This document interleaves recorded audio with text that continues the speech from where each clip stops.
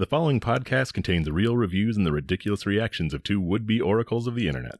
The opinions expressed and presented are mere musings, so please humor their hijinks with a laugh and not by taking anything they say seriously. Seriously.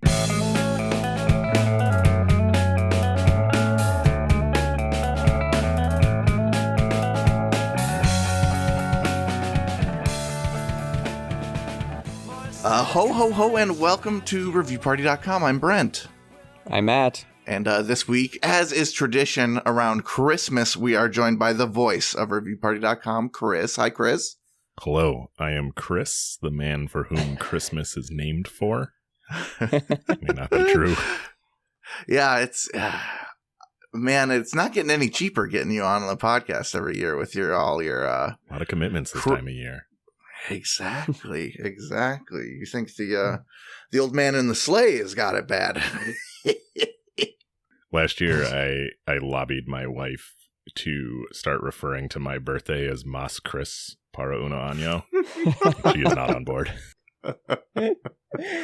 Oh, I love that. Hey, not just your wife anymore, but your baby mama. Congratulations. Yeah, that's right. I got a little one on board. Her voice acting right now is mostly like snorts and coughs and cries. So I think she's still probably got like another 2 months before she's on the podcast. I mean, that's about what me and Matt do every week. I just am pretty good in the edit room. Matt, on this Christmas episode, what are we going to be doing? What do we do on this here podcast? Typically, generally, hypothetically speaking, we look at internet reviews from places like Yelp, Google, Amazon, TripAdvisor, Kmart.com primarily, sometimes Kohl's and Target, where humanity reveals its sick, soft, white underbelly. And we poke that underbelly and tickle it sometimes. And hopefully comedy comes out. I don't know. It's been up for debate lately, I feel like. Yeah. Or just fuel for rage. You guys are right at home on the internet then. Exactly. That's what we're trying to go for. The algorithms are just serving, clickbait rage. So we're trying to shift into that sort of realm and territory. That's good because I have a lot of thoughts about the Middle East and reviews about them that I'd like to share today. Wouldn't that be a wild episode? Politically charged review showcase? I would actually hate that. Where do I go to review political events, though? What's the forum where I'm like, oh, man, 0 out of 5 stars for the Israeli-Palestinian conflict? It's really played out at this point. Sadly, everywhere. Last week we had a review of Lake Michigan, like the whole thing. So too wet. You never know. There's always a Google page for sort of a geographical location you can probably espouse some anger at. I don't know. Maybe there was like a Ticketmaster, like Bernie Sanders event you could really rip off on. But anyway, it's Christmas. Does anyone have a particularly Christmassy review to start us? I can hit you guys with a Christmas movie review. Please. Like this is for the 2019 Netflix original, The Night Before Christmas, or as I like to call it, The Knight Before Christmas. It's of course. It's the one. It's Netflix, but it's Hallmark, but exactly. It's Netflix. Yeah. So this is starring Vanessa Hudgens and some guy. He is a medieval English knight magically transported to present-day America, where he falls for a high school science teacher who is disillusioned by love. Okay, I was going to be very afraid by high school science teacher. Gentlemen, I have a confession to make. I have seen this movie. I've witnessed it with my eyes. I've sat down and experienced it. I don't feel bad. I was looking up these reviews while me and my wife were watching it, so I'm right there with you. I'm not alone in having experienced this. And the reviewer.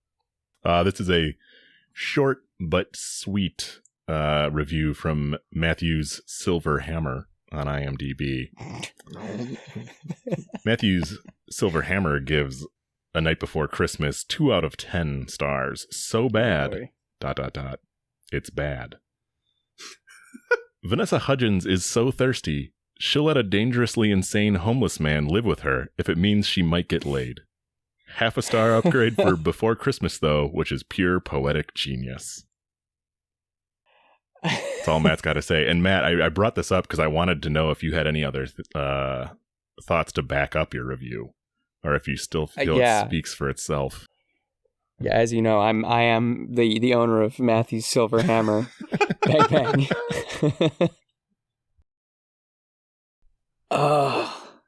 There is just a certain weird state of mind that people in Christmas movies lock themselves into. Mm-hmm.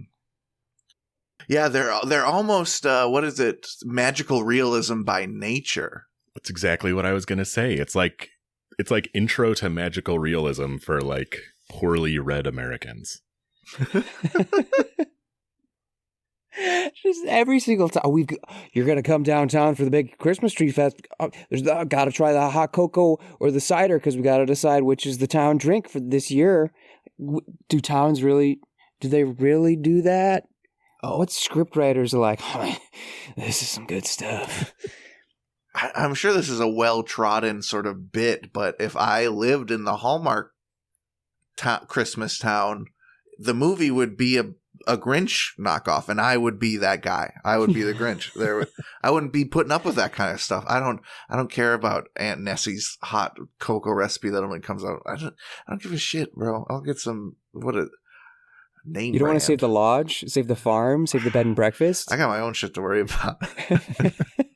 My father-in-law and I, whenever we're watching these with my wife and mother-in-law, there's always like a hint of playful mystery in any self-respecting Hallmark Christmas movie, and we always try to guess what's going to happen. But what's that twist? Typically, our guesses tend to be heavily influenced by like SVU and True Detective, which personally I think there's a hell of a market for a whole, knockoff like Hallmark After Dark, where it's like, this is like Santa's drug mule or something.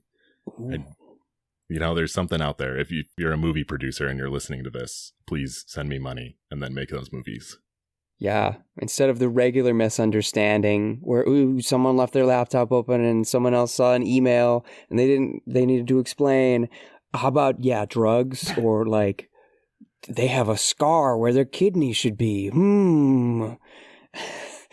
What if in the Santa Claus, instead of Tim Allen like, oops, Santa fell off the roof, Tim Allen just like murdered him in his house because he thought he was a home invader. The whole rest of the thing is him pretending to be Santa, not because the magic of Christmas, but because like he's trying to cover up his crime. Oh, that's his alibi. Right. I couldn't have killed him. I was in like Djibouti delivering presents at that time. Wouldn't it be a great scene? Just like Santa in a workshop, a dimly lit workshop, just the one light on the elf tied to the chair. The elf sort of knows something, and Santa's just, you won't tell anyone about beating the shit out of him with like Tinker Toys and stuff. I just had the image of you're at Santa's factory and it's like mid-June and they're just like packing cocaine because we don't start toy production until mid-September, guys. Like no toys before Labor Day. Santa's the big red man has been very clear about this. Here's the intro to the movie. All right. We come in. It's just a shot of a reindeer on an autopsy table. Nose covered in blood. I'm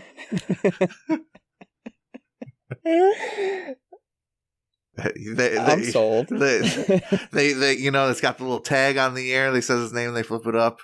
Rudolph, huh? What got your nose so bright? They start sawing him open. His antlers are all lined with cocaine. Somebody says like, but Jim, there's no snow in Minnesota in July. That's not snow, bud. Yeah, there's definitely got to be a cocaine snowball fight. I think that would be a nice emotional piece to bring it all together. There'd be a nice, like, there'd have to be a cameo from Pablo Escobar's Hippos at some point.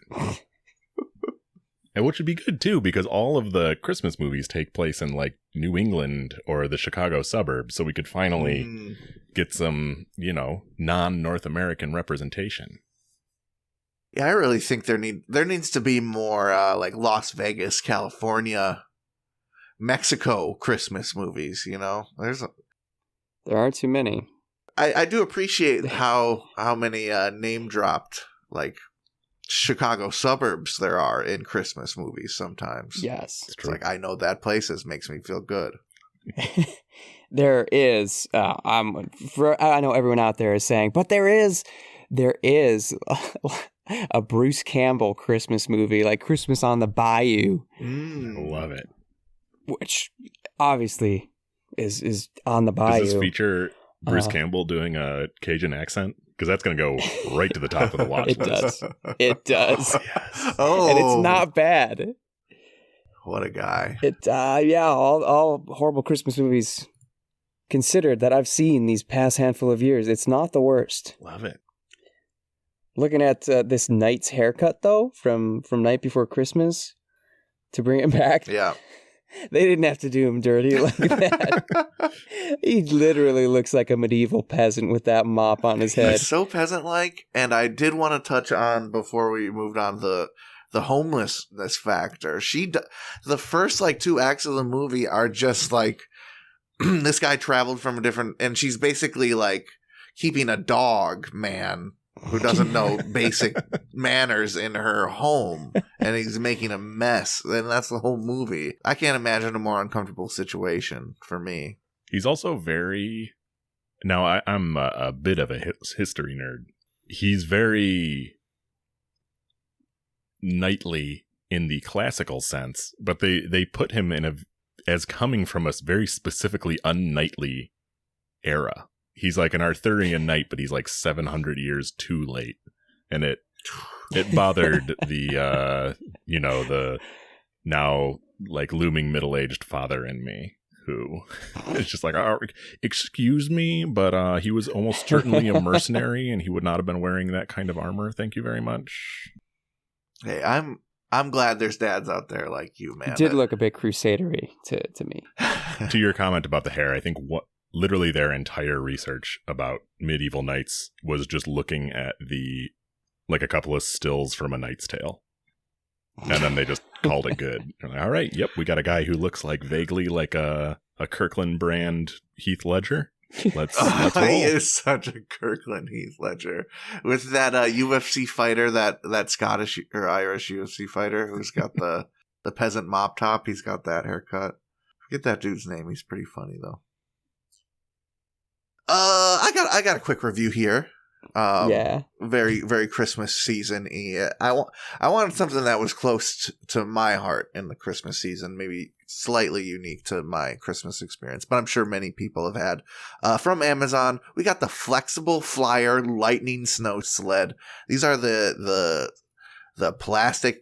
long plastic pieces of crap that you're going to shoot down that Pizza Hut hill with, or whatever your local gathering spot for sledding and breaking plastic things with your friends is. Let's talk about Stephanie's experience with these lightning flyers. She titles her review Goodbye.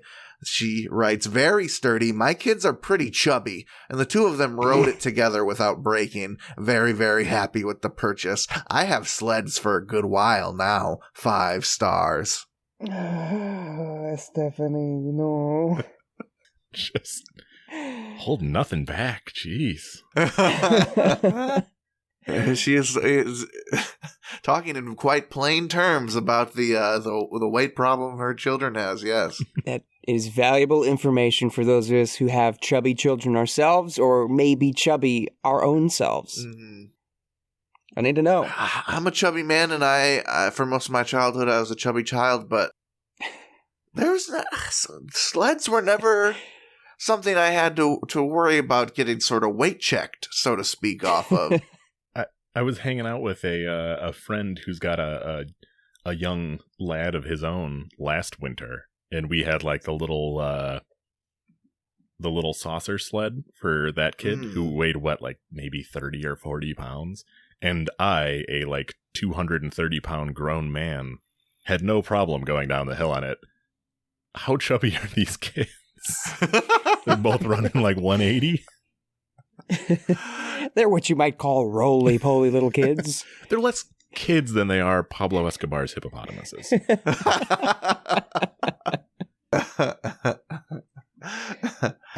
See, where I come from, up in the North Woods, I only remember like we want more weight on the sled. Yeah, go down, in tandem with Dad, because you're gonna get so much weight, you're gonna get clipping down that hill.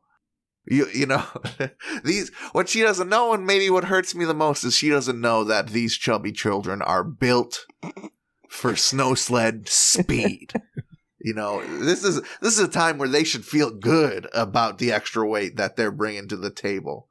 Because you don't get that in modern society too often. They've been working on it all year. Most kids have to bring like a kettlebell with them when they sled. And that's dangerous, right? It's kettlebells bouncing around. So these kids, they're ready to go. Yeah, you either need a kettlebell or, that one kid with a really big head. That's sort of the same effect. Everybody just passes him around. Everybody gets one ride. Come on, Johnny. That kid's head's got to be 15 pounds alone. The way he can throw it around, you can really get some nice drifts going. Oh, man. Yeah, we need some actual snow to fall on these lands here, so I can see those body of athlete children hiking up the hills. Little round boys and girls. That helps them when they crash, too. They just sort of scatter like marbles. I was going to ask if you guys have any good sledding memories from your kid, but instead of just putting you on the spot and waiting for you to make content for me, while you think about that, I'll tell my story. One of the, I guess, City Hill Park. I forget what the hill is called or that part of the park, but it's by City Hall. It's kind of the city park. What was interesting about sledding there is there's like 3 hills, right? There's sort of a black diamond situation on one of the hills, where one hill was very small. The other hill I would think of as sort of a normal, good, even big sledding hill for being in the middle of a little suburb. But the black diamond course, it was just a super tall hill, and it had like a dirt path, like sort of climbed out of it from people climbing it in the summer and, digging their. So there was this trench, this like bumpy dirt trench going down this wicked steep hill. And literally you'd climb up the back because it's sort of the smaller hills are connected, and you'd look down and there's just like debris of dead chipped sleds. Like sleds hit this and just turned into atoms, and their corpses were left. So I don't really have any specific story, I guess, about that. Just the fond memory of that evil hill. And there's no snow on the path. It was just like frozen dirt bumps that you'd have to fly down. Yeah. Totally unpleasant, but the adrenaline. Nothing gets a 5th grader's adrenaline going like that. We have a similar, and Matt will know what I'm talking about here, because in this statement, which will make me sound like I'm like Mark Twain or something, but Matt and I grew up on the same river. And being from Illinois, what I believe is the flattest state in the Union, sled hills are not, they're not plentiful, but what we do have a lot of sled hills along the Fox River, because there's a nice little river valley. But the consequence of that is that virtually every sled hill I ever encountered as a child went down a steep hill directly into a frozen river. Or in the case where they had used the flat bottom of the valley to lay out the highway systems, it was a steep hill that went directly into a highway, and then like 6 feet on the other side of the highway directly into a frozen river.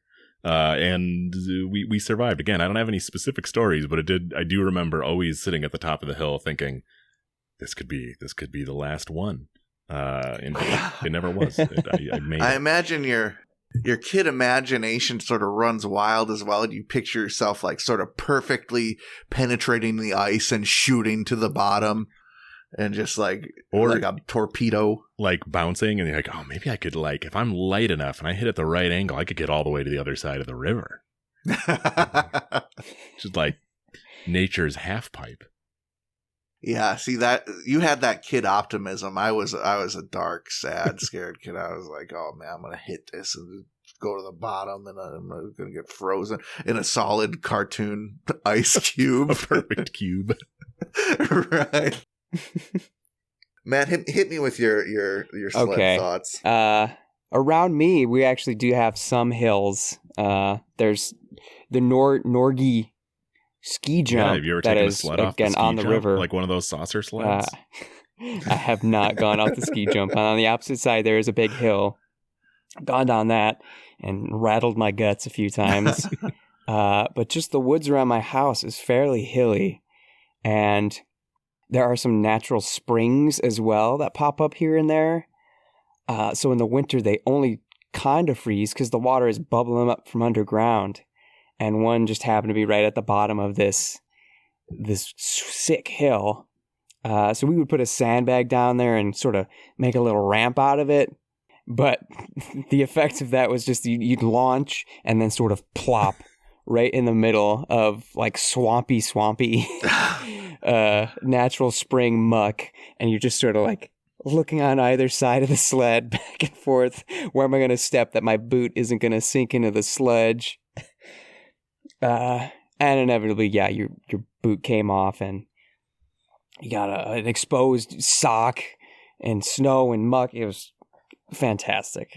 I always love the little kid logic. Like, I'm going to build a ramp and I'm going to jump clean over that. And then you realize you're going like 12 miles per hour. So you kind of just like get like a foot of air and then a straight vertical drop down.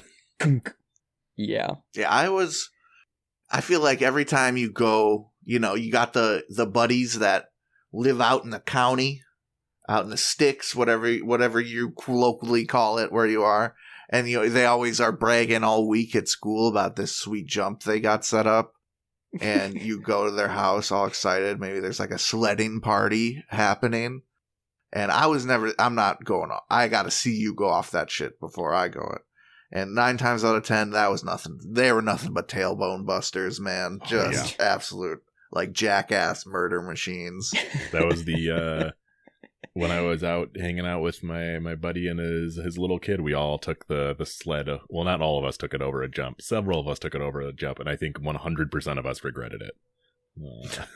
It's a lot of spine compression in your 30s. That's not really what you're looking for. A lot of wind that you would like to stay in your lungs that just shoots out of there. It's weird because you would think a thin plastic dome would provide ample cushioning. But... or a garbage can. That's really. But Matt, do you have a Christmassy review? We've been dwelling on these lovely so much. Yeah, this is Christmassy enough for us people. Holiday, I should say. Nah, this is Christmassy. Yeah, we're in the presence of Christmas, so it's hard to be inclusive. This is an Amazon review for the Cute Snail Soap Dispenser for kitchen, bathroom, etc. 120 milliliters, brown. It is what looks like a plastic snail. Mm-hmm. You push down on the shell, and your liquid soap kind of oozes out like snail snot. Wait, what color is the snail? Oh, brown. Okay. Brown. Got it. Thank you. Brown. Oh, they got a little penguin version. They got a black and a white snail too. Or you can get all three. This is a review from Valkyrie, who titles it Best Thing Ever. And they're right. I bought this for a bad Santa / white elephant gift exchange and paired it with an enormous bottle of the bluish clear dial soap. When I tell you the shot of dopamine I got from hearing my grandmother's dismay at ending up with this gift was amazing. Everyone hated it and it was hilarious. My mom took it home and Snelly the snail is in the mudroom to this day. He works well, is super cute, 10 out of 10 shells, 5 stars. There's a common complaint for the video gamers out there that there's no... that you have to give like a positive or like negative in Steam reviews. People don't like that you can give both. And I feel like this Amazon needs like a 2-axis, like much hated, perfectly achieved the goal option. Right. Right, where the badness is the appeal. You came, you saw, you conquered for the shittiness of this product. Right. It's fulfilling exactly what you wanted, but you can't really say what you wanted was that 5-star experience. It's not what you would equate with a regular 5-star. Although, to be fair, it doesn't sound like it's non-functional. No, it appears to work pretty well. Some people said it was a little light. Sometimes the little tube came out, but in simple parts, you can fix that sucker easy. And 3 colors, so you can have your hand soap, your lotion, and your slime. All your bathroom essentials. I want to use one as a gravy boat. Ooh, I love that. little Christmas dinner, that's an essential on the table. Oh, is Uncle Brent gonna have the snail gravy this year? Of course. What about you could tradition? You could distribute cranberry sauce through it. Just squeeze that out. Snail's looking a little sick, man. I always like when I start a bit and without the thought of where it could go. I unknowingly draw a line of where I'm comfortable with the grossness of the bit goes, in my subconscious. And the next person, like I would do if we were doing a funny sort of gross out bit, takes it another level. Yeah. And all of a sudden, as I'm laughing at the joke, I realize how uncomfortable I really am with this entire world of snails pushing out lumpy liquids. I don't know. A true Pandora's box situation, I didn't know the repercussion. Hey man, it's just nature. That's what squirrels are. Squirrels. That's not what squirrels do. That's what snails do. It's like a Flintstones, right? For the soap dispenser, they just have a snail they'd squeeze. It's a living. Okay, I think we're gonna take a break here, folks. Merry Christmas, Happy Holidays. We'll see you in a minute.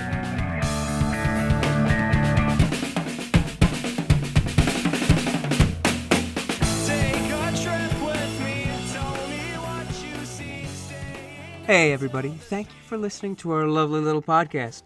If you'd like to go above and beyond in supporting our show, or have the most fabulous conversation starter since sliced bread, go to reviewparty.com.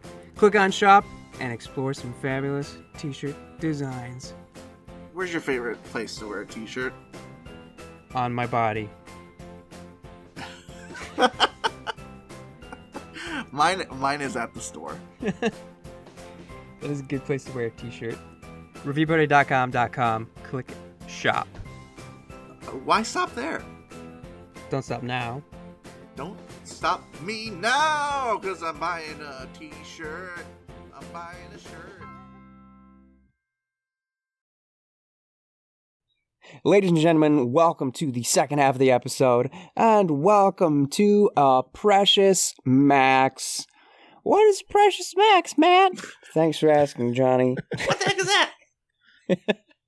Precious Max is the segment where we max out on how many reviews of one single thing we can handle.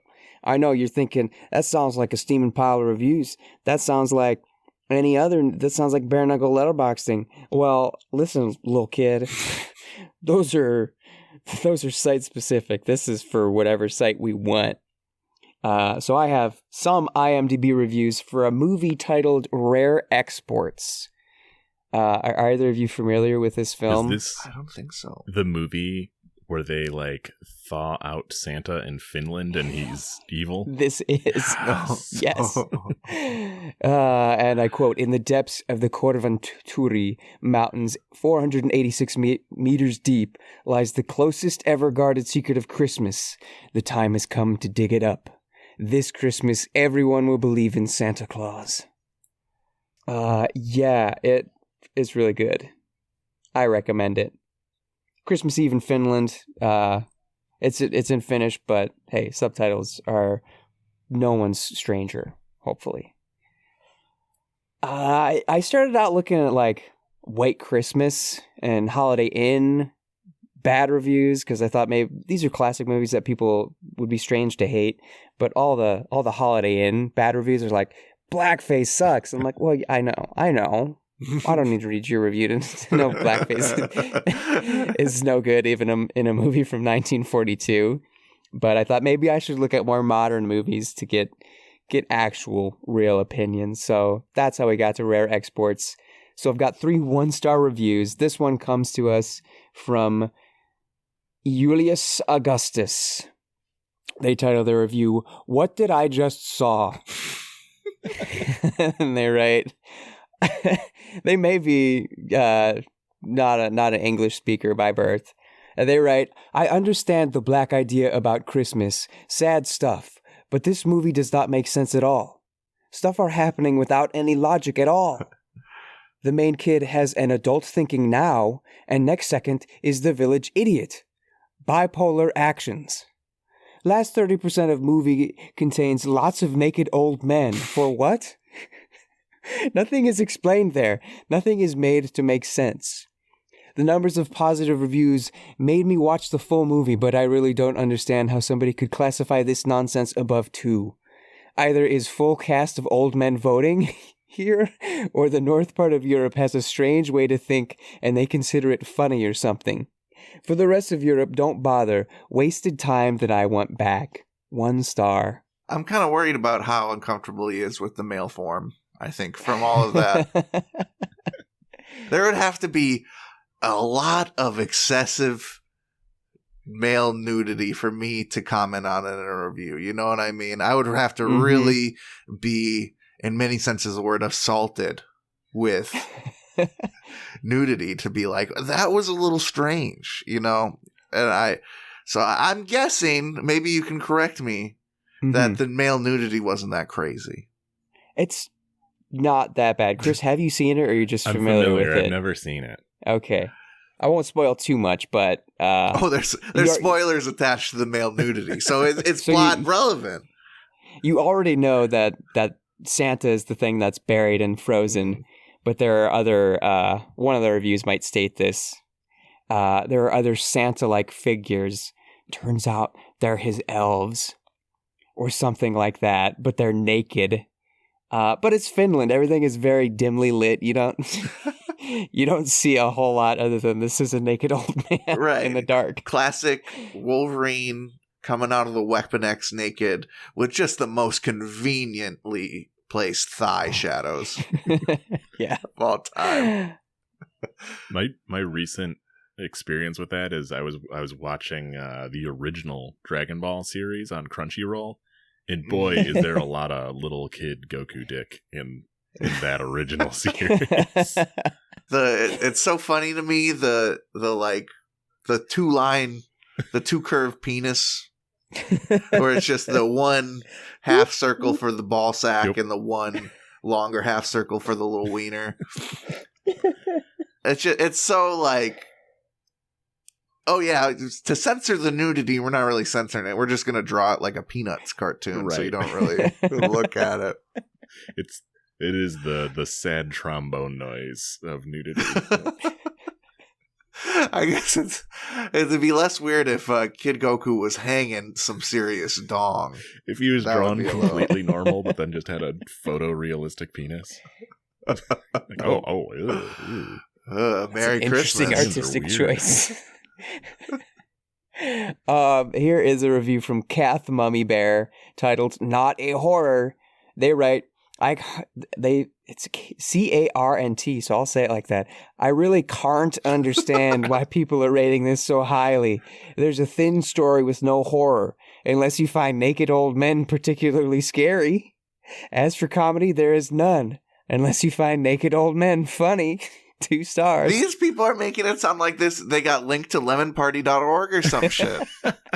Like they just they put in the DVD and fucking Meat Spin was on their TV or something. Maybe I should just jump to this last review. I gotta stop watching movies on E-Bomb's World. Here is a review from Elkady titled "Vomit Rising in Throat." They write, "This whole movie was thoroughly disturbing.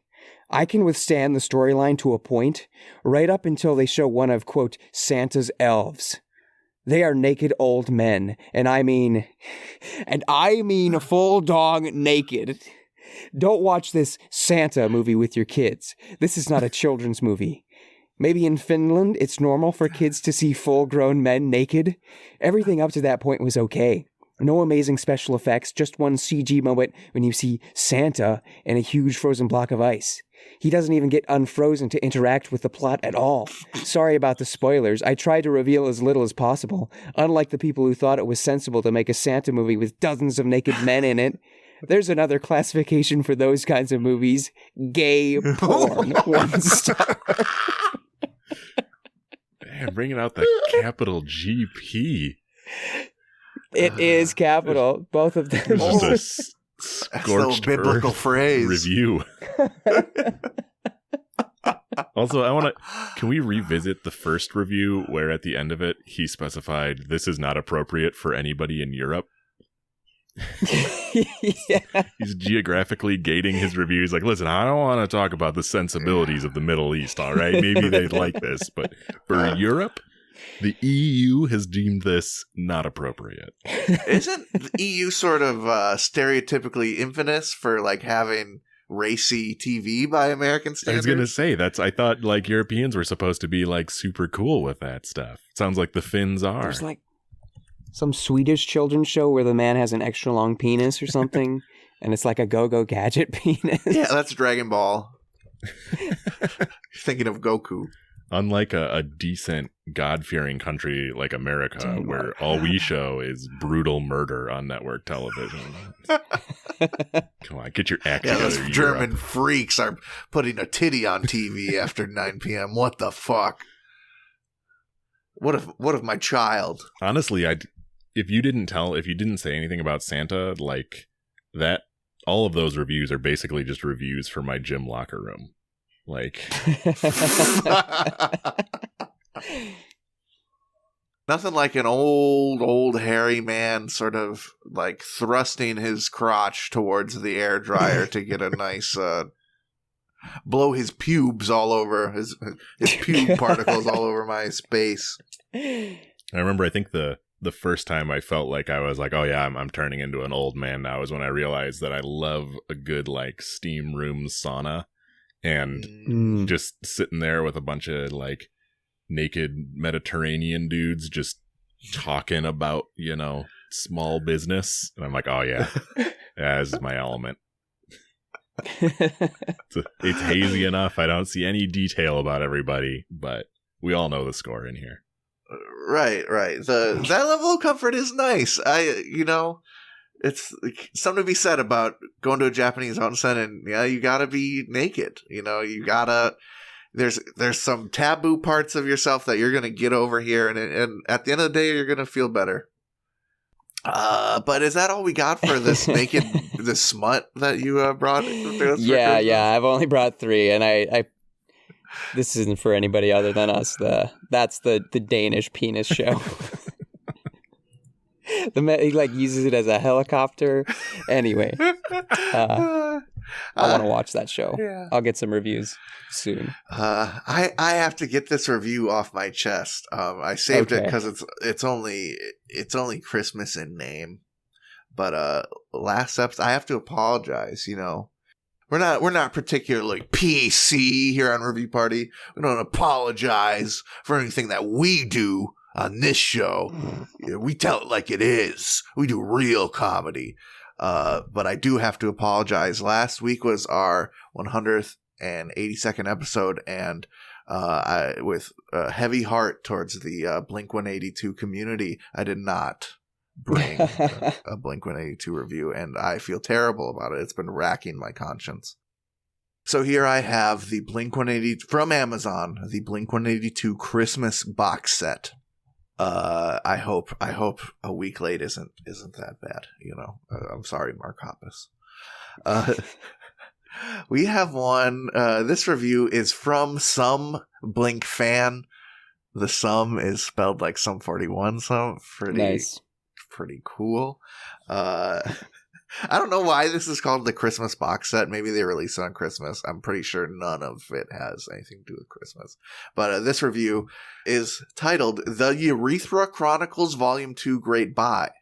They write, The Urethra Chronicles Volume 2 is a great investment for the biggest of Blink-182 fans that may know everything about Mark, Tom, and Travis. To the fans that may be trying to learn more about them, this DVD includes in-depth interviews with Mark, Tom, and Travis, the making of The Rock Show, First Date, and Stay Together for the Kids music videos. It also includes behind-the-scenes footage of Blink-182 tour life, what goes on backstage and while in the recording studio, and so much more. My favorite part of the DVD is right before the credits when Mark, Tom, and Travis talk about their friendship in the band to what went wrong. Honestly, I would buy this DVD even if that was the only part it had on it. This DVD does have a parental advisory warning on it, but it's mainly for the language in their songs. The Urethra Chronicles 3 Volume 2 equals great buy 5 stars.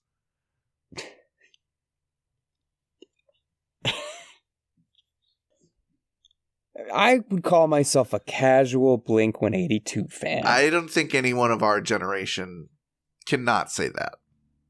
Yeah. But how much does this cost? This is currently listed. It looks like it was meant to be listed at $39.99. But this bad boy right here is currently listed at $66.06. You could pay $16.52 every week for 4 weeks. When you put it that way, how can I say no?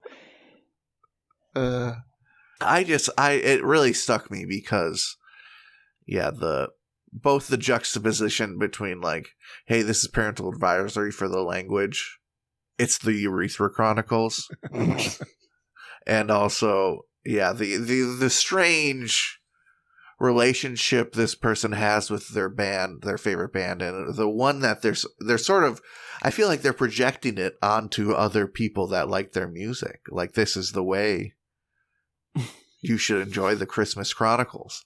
It's like proactive gatekeeping. Like, gatekeeping isn't good enough for me. I'm not just going to sit on forums and like bitch you out if you don't like Aliens Exist. No, I'm coming after you. Also, I want to point out, when you were reading that review, my audio's cut out for 1 second, so I thought the whole review was, the Urethra Chronicles are a must-have for any Blink fan. Period. End of review. I was like, that. There you go. Yes, you've sold me. I mean, what more needs to be said? Who isn't a big Blink fan? And who doesn't think the word urethra is really funny? But do we have any? Either you have a Christmas review you wanna see before we settle? Before we ride Rudolph to some cocaine here? I do. I have a pair of reviews. Let's get it. Fire them off. This is. You know what? I'm gonna let you guys see if you can guess what this is. Oh, I'm gonna give you 2 reviews, and I'm not gonna tell you who they're by. We'll see if you can figure it out. Review number 1. 1 out of 5 stars. This is an Amazon product. Really narrows it down. Another stupid movie trying to cash in on the awful trend of using a personal name to represent all kinds of bad behavior, and to try to shut women up even when they have a legitimate complaint. Can't Hollywood do better than this? Idea number 2, or review number 2. Also 1 out of 5 stars. Titled, Another Person Making Money Off a Name. Yet another example of companies profiting at the expense of millions of people. It isn't a joke to people named blank that are now ashamed of the name given to them by their parents. This will only perpetuate the continued verbal, psychological, and misogynistic abuse and continued bullying of people, adults, and children who have done nothing wrong.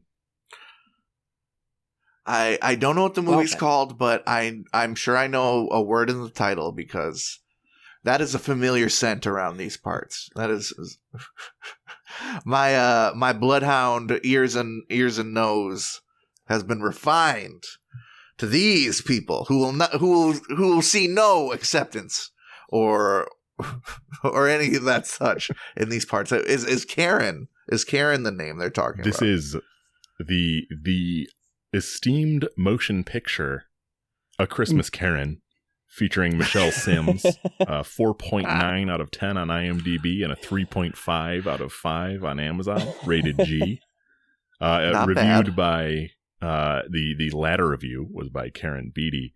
The former review was by the mysterious K.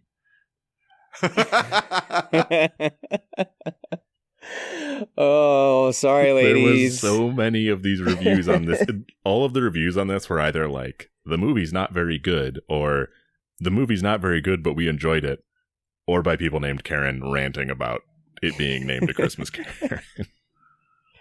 I mean, unfortunate for them, right? But I don't know how they don't understand that them leaving these reviews about how this movie sucks because they use their name and they can't use it anymore is the most Karen move there is. Right? It's like, you need some self-awareness. And honestly, like, not that, the name Chris is, maligned in the same way that Karen is, but I've said this to many people when they complain about their name. I'm like, as a Chris with a brother Mike, we are legion. There are countless Chris's and Mikes out there, and you kind of just learn to deal with it, right? You get over it. Yeah, I can understand having some weird feelings about your name and how people are using it. My name is Brent, and I grew up in the Brett Favre era in Packer land. I got called, what's your name? Oh, Brent. Oh, Brett. Nice to meet you. That kind of stuff is touchy. Your name is personal and important to you, but there's better ways to fight against that stereotype than leaning into it. Poopy pants. That's my name. I just loved K. I picture this like figure in a long overcoat, a low, wide-brimmed hat, short-cut, dyed blonde hair just peeking out from under the brim. And you just hear, "I'm Kay, what can I help you with? What do you need complained about?" You think she sends like liaisons to do her returns because she just can't be put in those situations? Or she's contract for hire. She's like a hitman for like angry like customer service complaints that like you want delivered, but you also have self-respect, so you're not going to do it in person. For when you feel like it's justified that you need to go and yell at a retail employee just to get something done because there's no other way, you can call Kay, and she'll she won't, your social anxiety will not flare up because she has no social cues or sympathy for anyone, and she will get that taken care of for you. Honestly, speaking as a classically conflict averse millennial, I'd keep that number on speed dial. It is the one time on the phone in a customer service situation where I raised my voice, I did get immediate results. So it kind of, it's a double-edged sword. You really are selling your soul to the devil for that type of stuff. But let's not end on a Karen note. Matt, did you have a review you want to send us off on? Yeah, I got a quick one that is silly. As I mentioned, I went through some movie reviews for other movies, not just rare exports. So here is an IMDb review for White Christmas, the classic Bing Crosby and Danny Kaye. There's one guy who's just like, the boys aren't funny, the girls aren't beautiful. Rosemary Clooney looks like a man in a dress. Kind of a based black and white way to see the world. If the boys ain't funny and the girls aren't beautiful, I don't want to go. Honestly, it's kind of a 1950 and early 1950s way to see the world. So he's in the right headspace. That's true. But the one I think I'm going to read is just perfectly askew. This is coming to us from Lainey GB, titled "Not a Christmas Movie." Lainey GB writes, "This is overall not a worst movie I've seen. The problem is that it is not a Christmas movie at all. I was so bored through the whole movie. I don't understand the whole classics thing, though. can't be a Christmas movie when it's not even a Christmas movie. They say the word Christmas roughly 5 times during the whole movie. I'm so disappointed. I do not recommend it all. 1 star. Free your mind. To be fair, she does pretty much validate her argument. You can't be something that you are not, right? That is... Wow. You can't be a Christmas movie if you're not a Christmas movie. But it's a little bit of a circular The movie argument, starts... There was another review that's like, it's only Christmas in the last 15 minutes. Brother, the movie starts at Christmas in World War II, and it ends with Christmas on the home front after the war. Sounds like a very Christmassy movie. You could argue it's not even named for Christmas, it's named for the song, which is quite explicitly about a Christmas that is white. Yeah, I just... I don't know who'd be disappointed. Like, man, that movie wasn't Christmassy enough. There wasn't even one naked old man. The Finns hate it. Do you guys, I'll pose a question. Do you guys have any, like, famous Christmas movies that are, like, arguably not Christmas movies? The classic is always Die Hard, right? Is there any other movies that stick out for you guys? Yes. I'm really big on Die Hard because I think even if you took any Christmas aesthetics that the parts of that movie have out of it, it's still a movie about a guy trying to get home to his family for Christmas. It's somewhat estranged. And even if it's not explicitly Christmas, that spirit running through it is what makes it a Christmas movie. Ooh, spirit. That makes it Christmassy. My choice is the 1985 John Cusack film Better Off Dead, in which he plays like a weirder, nerdier version of himself from Say Anything. And it's got the guy who plays Booger from Revenge of the Nerds. It's great. Highly recommend it. I was going to go with a similar 80s theme, the Joe Dante classic Gremlins, which upon watching it, that's like the opposite of Die Hard. It's a movie that very explicitly takes place during Christmas and doesn't have anything to do with it. You guys don't microwave a small creature every morning on every Christmas morning? Well, okay, aside from that, though. No cinnamon candles, no fresh fir tree. I prefer microwaved gremlin scent. I literally, we got to like the final like 40 minutes of that. My wife fell asleep and she's like, what did I miss? And I was like, nothing Christmas. Just 40 minutes of vignettes of gremlins doing silly things. That movie really is a series of newspaper comics, isn't it? Just sort of quick 4-panel gags. Oh, it's so true. Since we went Christmas movie crazy and I have one review left, I'm going to quickly just before the plugs, get my Christmas movie review off my chest, so it's not sitting on me all year. National Lampoon's Christmas Vacation from Amazon by Daniel B. here. They title it OMG, and they write, after hearing for 30 years how uproariously funny this movie is, I finally bought it and watched it, and I admit I did laugh out loud a few times. All told, I probably spent nearly a full minute in laughter, primarily at Chase's antics on the roof in the first part of the movie. Unfortunately, though, this flick is 90 minutes long, and I spent the other 89 minutes wondering when it was going to get better, and marveling over the fact that this turkey is considered to be a classic in the eyes of so many people. This is in the running for worst movie not named Magnolia that I've ever seen. 1 star. Whoa. We're throwing punches left and right. Do you think that's the first and only time anybody's ever compared National Lampoon's Christmas Vacation and Magnolia?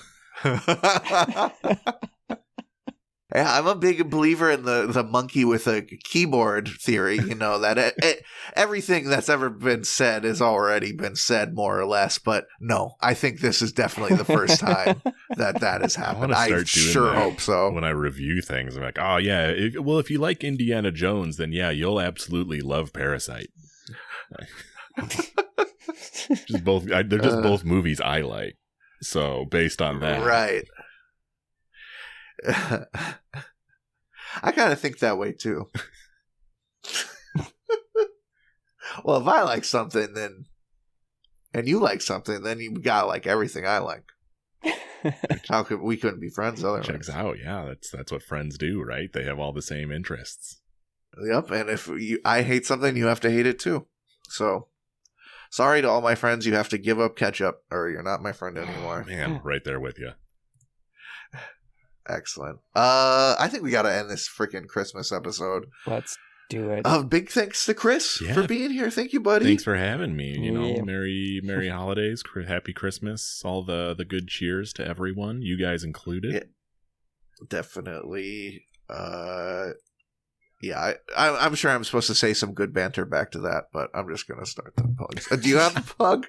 Do you have any plugs you'd like to give before we get started on our spiel? I do not have plugs. I am a new father, so I don't have hobbies anymore. Go find things that you like and do them, everyone. Hey, I love that advice. And you know what you could like doing is listening to reviewparty.com. That's right. New episodes every Tuesday. # Tuesday Reviews Day. If you want to send in a funny review for us to talk about, especially if it's about like naked men and stuff, we'd really like that. Send it to reviewparty.com at gmail.com and include your name. And cause we'd love to throw you credit for it. Matt, tell me. If you want to reach out to us and interact with us on social media, at reviewparty.com is where we are on Instagram and TikTok, at reviewpartypod on Twitter, I'm calling it.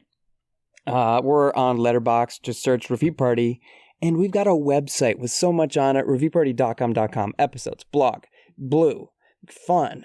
There's hidden things. I could tell you all the hidden things, but then you wouldn't get the sense of discovery when you find it. But go find it. Know what else you can find? The Nosebleeds. I'm sure they're having a merry little Christmas, little holiday season. I hope they are. They let us use their song Bread for Breakfast for our theme song. You've heard it throughout the episode. It's really good. Go listen to it. Okay, boys. I'm going to end this Christmas with one final quick review to send us off. I forgot about it already, but boy, am I glad to be here. From Amazon, we got the Blue Sea Turtle Beach Ocean Coastal Resin Christmas Tree Hanging Ornament Decoration Decor. It's a little, I guess, resin turtle with some Christmas hat and Christmas presents on his back. Very cute. By December Pets. Melissa Baucom titles her review "Wonderful Ornament." They write, I bought me one, then when I got it, I turned around and bought another as a gift. 5 stars. I can picture turning around.